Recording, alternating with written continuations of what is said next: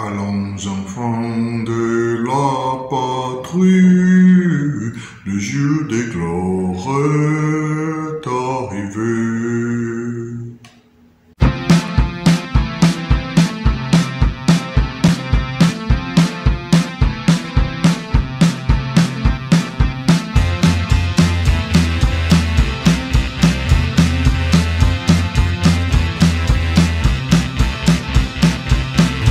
Durante graves momentos de crise ou após momentos de guerra, é comum que ocorram ugly carnivals. É um tipo de evento de expiação, onde comumente a vítima acaba sendo alguém que já estava fragilizado antes do evento. E na videoaula de hoje vamos falar sobre um exemplo de ugly carnival, algo que aconteceu na França após o fim da Segunda Guerra Mundial. Bem, então vamos lá. O que acontece? Durante a Segunda Guerra Mundial, a França foi ocupada pelo exército alemão, né? E essa ocupação durou praticamente toda a Segunda Guerra. Enquanto os alemães estavam ali presentes, e vamos lembrando que quando os alemães invadiram a França, essa invasão foi com muita conivência de uma série de franceses. Tá? Não foi um conflito doloroso, mas quando os alemães invadiram, uma série de franceses estavam aplaudindo o evento, porque finalmente está chegando alguém para botar ordem nessa bagunça. É importante lembrar disso aí, porque vai ser o desenvolvimento do ugly carnival. Bom, o que acontece então? Quando os alemães invadiram o território da França, uma série de mulheres estavam em condição de vulnerabilidade. Como assim, condição de vulnerabilidade?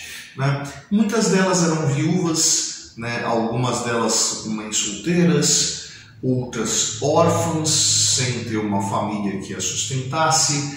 Então você encontrava ali uma série de mulheres que não tinha lá muito como se sustentar. E em cima dessas mulheres, nessa condição de fragilidade, uma série de militares alemães vai acabar assumindo elas como concubinas. Importante ressaltar que assumir essas mulheres como concubinas não necessariamente tem a conivência dessas mulheres, né? Então, tinham ali algumas mulheres jovens, bonitas, né, sem ter do que viver, numa condição de penúria, e esses membros do exército alemão vão assumir a casa dessas mulheres. Então, vão meio que conviver como se fossem maridos. Não sei se essa seria a palavra melhor, né? Porque, como eu disse, nem sempre essa mulher aceitava plenamente aquela condição, né? Muitas assumiam aquela condição para poder fugir da miséria, porque esses militares acabavam sustentando a família com o seu soldo, né? E assim, eram pessoas que estavam numa condição de dominância, porque a França estava ocupada pela Alemanha. E outras mulheres, né, meio que se viam forçadas a esse tipo de situação. Então elas acabavam ali cuidando das roupas, da alimentação, né, entre outros serviços um tanto quanto menos nobres ali para esses soldados. Bem, enfim, né, essas mulheres colocadas em condição de vulnerabilidade, né, quando acaba a ocupação alemã, vão estar vulneráveis novamente, né? Porque essas que estavam extremamente expostas a essas condições de penúria, né? Quando a França é recuperada, esses soldados alemães retornam para a Alemanha. E essas mulheres vão passar a ser vistas como traidoras. Bom, é importante a gente perceber que a população francesa tinha ali um certo sentimento de necessidade de desforra.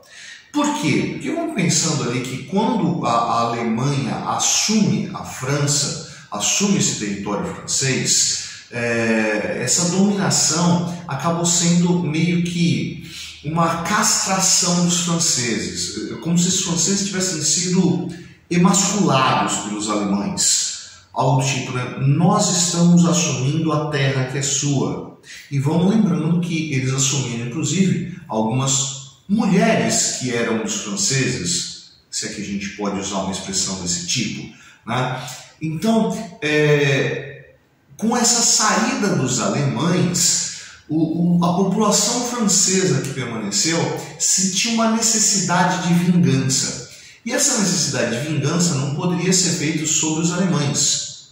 Mas existiam as pessoas que estavam dentro da França e que tinham apoiado a invasão francesa. Lembra do começo da videoaula?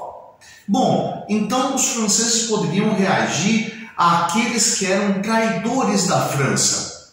Aqueles que se beneficiaram financeiramente da ocupação alemã, obviamente vão sofrer ali algum tipo de boicote.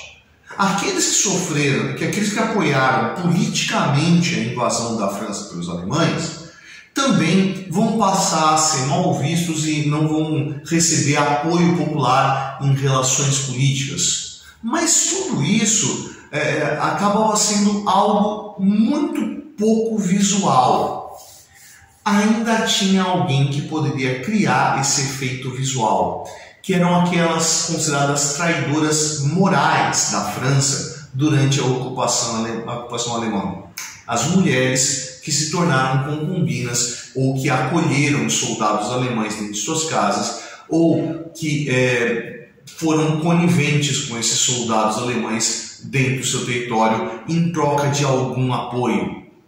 E aí vai reaparecer dentro da França algumas reações que você já encontrava desde a Idade Média, na Antiguidade, onde essas mulheres vão começar a ser perseguidas e espancadas na rua. Uma marca importante era pegar essas mulheres e raspar a cabeça, cortar todos os cabelos, né? O cabelo longo, como sinal de feminilidade, ia ser arrancado dessa mulher. E não só os cabelos arrancados, né? Cortava seus cabelos e queimava seus cabelos em fogueiras. As roupas eram rasgadas até que elas ficassem seminuas. E o corpo era marcado com tinta, com batom, com betume, né?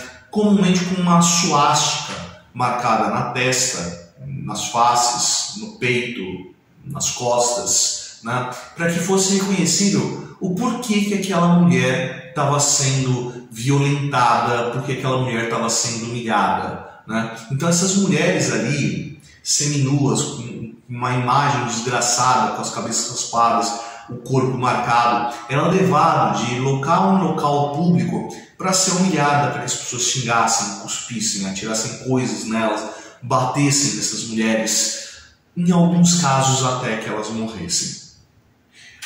Teve momentos onde grupos de mulheres foram colocadas em carroças abertas e transportadas pela cidade ao som de tambores, rememorando a lembrança da Revolução Francesa, quando os traidores do movimento revolucionário eram levados para o patíbulo para ser decapitados. A reação dessas mulheres foi algo violentíssimo. E toda aquela ideia de que essas mulheres acabavam, né, se associando a militares alemães justamente por estar em condição de vulnerabilidade, era a vulnerabilidade delas nesse momento que tornava elas alvos fáceis. Não ia ser fácil pegar um banqueiro que apoiou os nazistas financeiramente ou um deputado que tenha apoiado os nazistas politicamente, mas essas mulheres sim, essas mulheres eram alvo fácil. A coisa se tornou tão grotesca que começaram a oferecer recompensas para quem denunciasse mulheres que tinham, né, colaborado com o inimigo. E óbvio que nessa aí uma série de mulheres que não tinham tido qualquer tipo de colaboracionismo, né, acabaram sendo denunciadas por algum desafeto. Essa perseguição a essas mulheres se tornou assim tão explícita que o próprio Estado acabou se silenciando, né? E no máximo mandava a força pública para recolher os corpos da rua, que iam se multiplicando constantemente. Ironicamente, quem teve que tomar alguma ação para evitar esse tipo de conflito, esse tipo de perseguição, esse tipo de caça às bruxas, foi o pessoal da resistência francesa. Aqueles que estavam atuando contra os nazistas, né, foram aqueles que foram tentar salvar essas mulheres que colaboravam com os nazistas, acolhendo eles dentro de suas casas. Vê que essa ação ela é muito mais uma ação de revanchismo do que realmente uma ação moral. Essa ação que vai se promover contra essas mulheres muito pouco tem a ver com uma busca de vingança, mas como uma válvula de escape, né? que vai tentar garantir ali algum tipo de tranquilidade a essa população francesa. Esses expurgos de mulheres dentro da França no Ugly Carnival só começaram a enfraquecer com o fim da guerra, quando os prisioneiros do campo de concentração começaram a retornar ao território francês, e aí tinham outras preocupações a serem focadas e outras ações a serem tomadas, e essas mulheres acabaram sendo deixadas em paz. Não que algumas dezenas de milhares não tenham sido mortas durante essas perseguições que vão ocorrer desde a reconquista da França até a primavera de 45. E aí, curtiu o áudio de hoje? Se curtiu, você vai lá embaixo dar curtir. Se não curtiu, você vai lá embaixo dar curtir. Essa é a prancha do setor. Eu sou o professor Fábio e você, meu amigo, você deveria estar estudando.